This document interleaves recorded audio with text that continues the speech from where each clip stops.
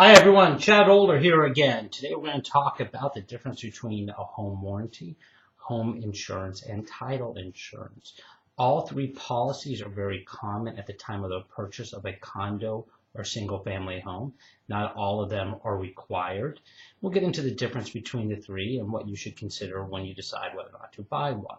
So first, home insurance. If you are taking out a mortgage, it is almost certainly going to be a requirement that you have home insurance. All lenders are going to require that you have enough insurance to cover their loan, their interest in the property. So what does home insurance do? Well, home insurance is going to cover the big things here. So for example, the home catches on fire. Those are flames, or let's call it lightning, whatever you want to call it. Home insurance is going to cover things like that. Now, depending on the policy you have, maybe you'll have coverage for theft. If you have a business there, if you're running a home-based business, perhaps you'll have different policies that will cover loss of use of the space. That's the gist of home insurance. Even without a mortgage, that's pretty much a given that you're going to want to keep home insurance in place.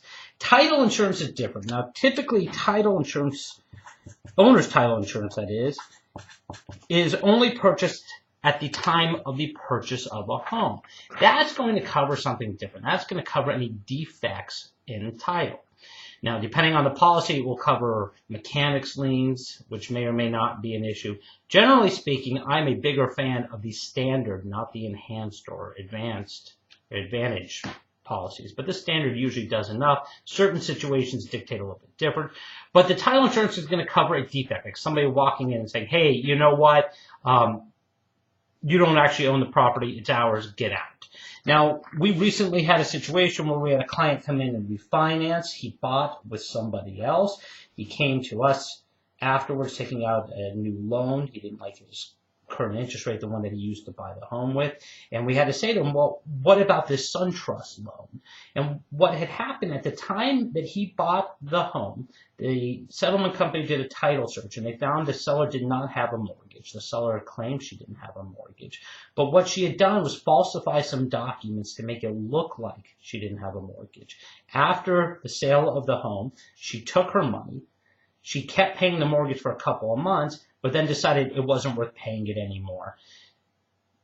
SunTrust, the lender, started foreclosure. This borrower was a completely innocent person. He gave his money. He bought the home in good faith. The title insurance kicked in and protected his interest in the property. If I remember correctly, what they did was actually pay off SunTrust so that he had a clean interest in the property. That's an extreme example. Title insurance can also cover small things such as a lien from a homeowners association or a lien from condo. The other type of insurance we're going to talk about is a home warranty. Now, a home warranty is going to claim to cover, again, depending on the policy, things like the air conditioning breaking, appliances breaking, the refrigerator goes down. So when I first bought my home, the cash that we used to buy it was pretty much all the cash we had on hand. And so we knew that if something big were to happen, like both air conditionings were to break or the refrigerator were to break, we didn't necessarily have extra cash to fix those things. So when we bought our home, we also bought for a few $100s a home warranty. That gave us a nice safety net. It was not necessary to do. It was not a requirement. It just gave us peace of mind. We carried that home warranty for about 2 years. The second year, we had a better idea of what would go wrong. We knew that one of our air conditioning units may be not long in life.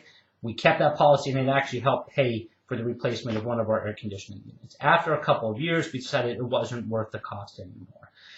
So the gist of it is home insurance is going to cover big problems. Now, when you're deciding what home insurance company to use, I suggest that you contact the current insurance company you're using, maybe for your cars, see if they offer any bundled discounts. You may find that even if their home insurance is more expensive, if you're saving money on your car and your overall bill goes down, that it's worth doing.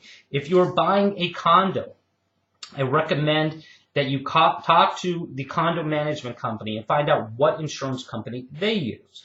Most condo insurance policies will cover the outside of the building.